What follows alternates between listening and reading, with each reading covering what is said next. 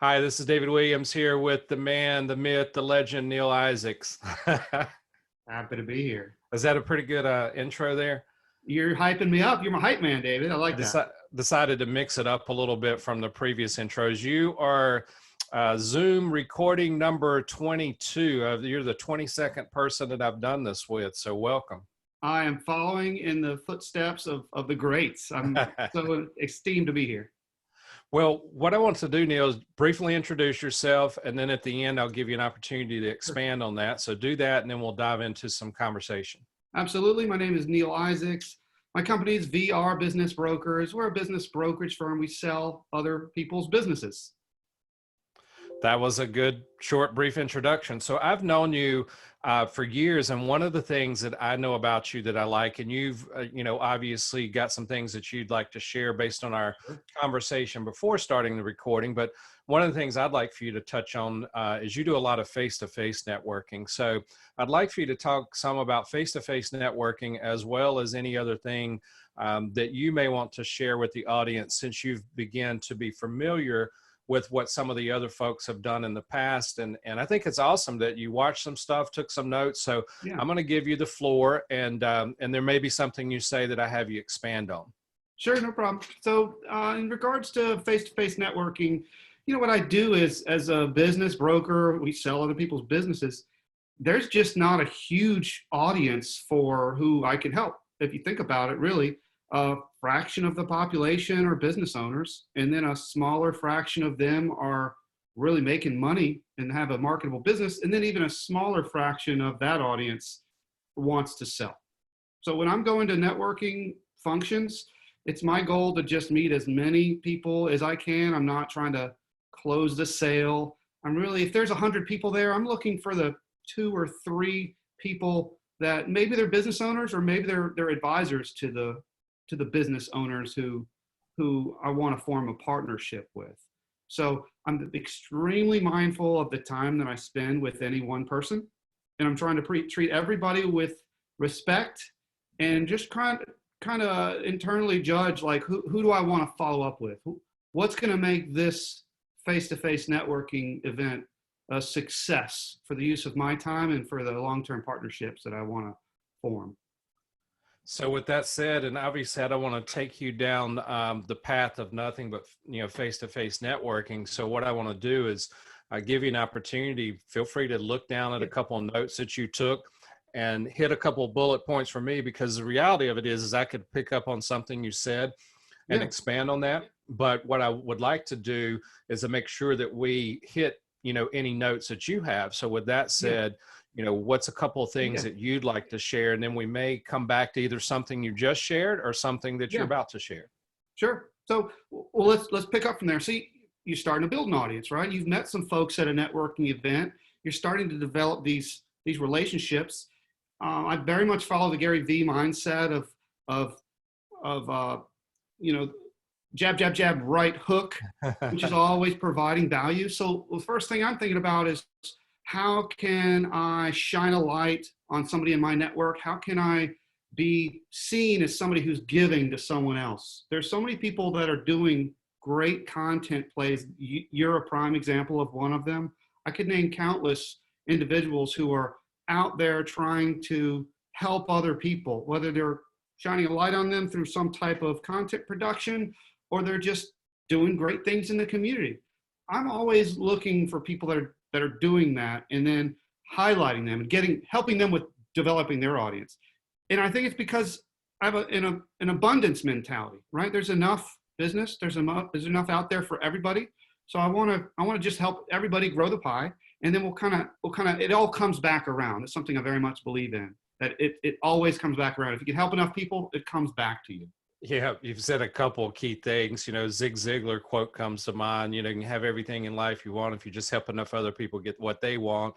And there's some twist on that. I posted that on one of my Instagram accounts, Yeah. and I had a couple of comments that I kind of wondered, okay, maybe here's somebody that sees this differently than I may have thought of it. And because everybody's not at the same point in life, but I do agree with that Gary V mentality of give, give, give. And I mean, that's what he seems to be about.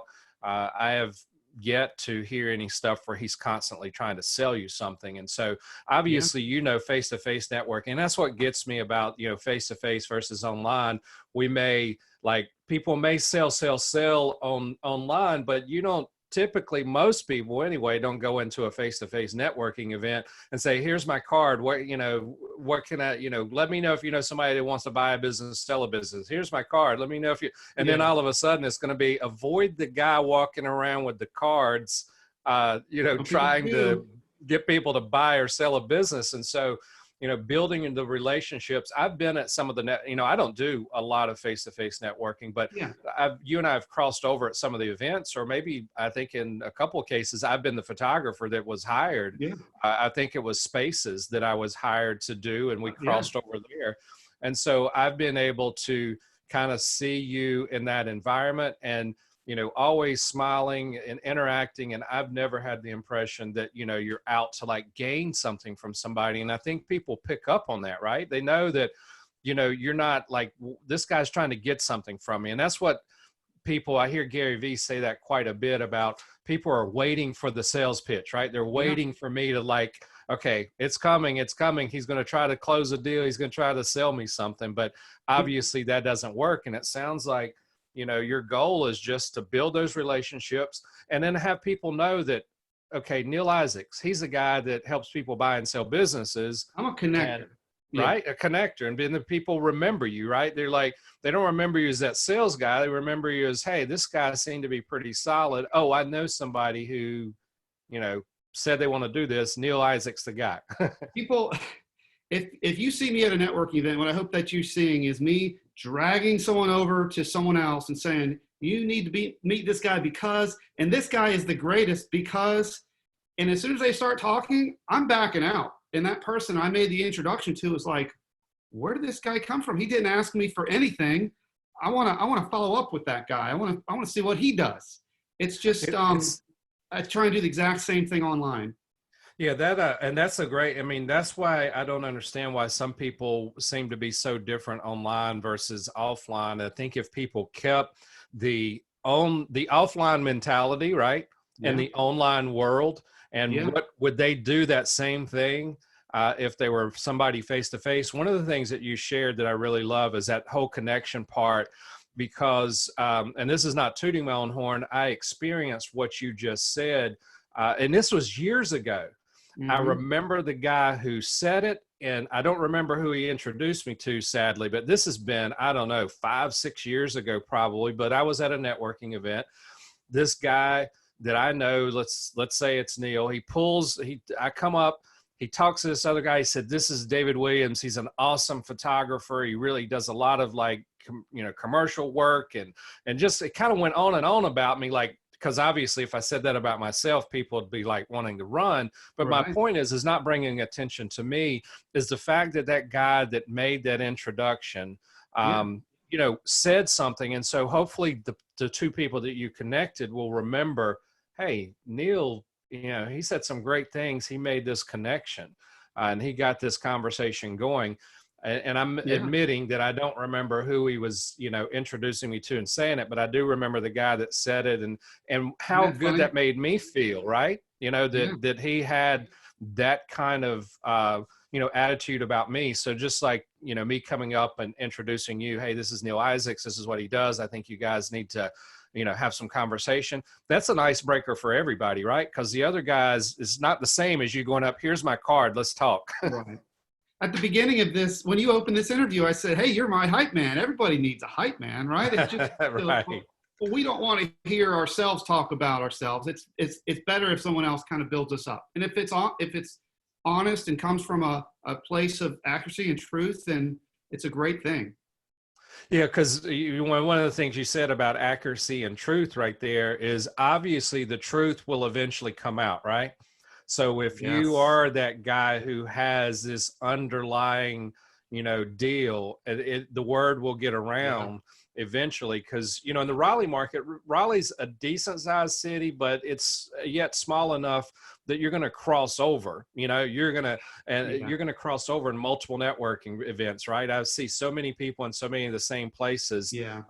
And Raleigh is sometimes smaller than what you think. Now, people that might hear that might be like, well, yeah, it's not New York City. Well, I know that, but at the same time, you're and speaking of that, this is super important. This is something I'm a stickler for. I call it the double opt-in. So many people don't do this, but online and face-to-face if possible, if somebody says, I want to meet so-and-so, you owe it to yourselves and the person that's trying to, that they want to be introduced to go to that person first and to say, hey, I got so-and-so, they want to meet you, here's how I know them. Are you open to meeting that person? If you don't do that, you are potentially setting yourself up for disaster. Because I can't tell you how many times I've been introduced to somebody and they're a nice person, but I've already got one of them. Or maybe we had a bad experience previously, or they thought I did something that I don't do. And all of a sudden, we're together. We're forced to have this interaction that we shouldn't have had.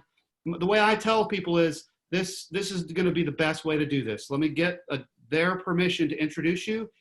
Everyone's going to have better results that way. So I think that would help a lot if everybody did that. Oh, I agree. I mean, I'm glad that you added that. You know, we're going to wind down here in just a moment, but I think that's great advice in winding down because, you know, sometimes we'll get asked to do that where you barely know somebody, right? It's like, you know, if I ask you or you ask me, we know each other. There's a little bit of a relationship there. I still think it's probably a good idea to say, hey, can I get your permission? But I remember mention kind of an aggressive, you know, sales type person that I just made like a casual mention. I don't even think I made an introduction online or anyway, this individual ended up like hounding the guy. Like, it's like, dude, I'm sorry. I'm like, you know, I didn't mean to like open that up for you. So, and it can go either way. That looks bad on you, doesn't it? So what now? Oh yeah, it does. Like, you know, fortunately I've got a good enough relationship with the guy that, you know, you know, it worked out. And I just saw him yesterday. Matter of fact, he's a couple doors down from us and throwing up her hands. How's it going? And stuff like that. So he's not holding a grudge, but I felt bad, you know? And so you kind of live and learn by that. And so it's a great example to get permission, even when you do have that tight relationship and you know somebody, it's still not a bad idea to get that other person to say, okay, that's cool. Yeah, I think we can connect and chat. If nothing else, build a network, right? Hopefully something that you can both come out of that, you know, that'll make a difference in both of your lives. And it's not either one of you's got to win by getting a sale. And if I may, one more thing, I would say that when somebody does give me a referral, and it is a perfect referral, somebody who wants to sell their business, somebody, I can really help. When I take that hand off, it's my message to the referring party is, I want you to know my goal in helping this person is to make sure that you don't regret making this introduction. That's really important to me. And I will ask them permission to thank them publicly on social media. I've learned to ask permission even to thank someone on social, because sometimes they say, even though my thank yous on social are so blinded, it just says, thank you so-and-so for introducing me to somebody for his or her options to sell their business. I have to be super careful due to the confidentiality. Right. Some people don't even want that introduction. So I will ask permission to thank them on social. Can't be too careful, but you can't be too thankful either. Oh yeah, that's a great idea. Well, you've given some great advice today.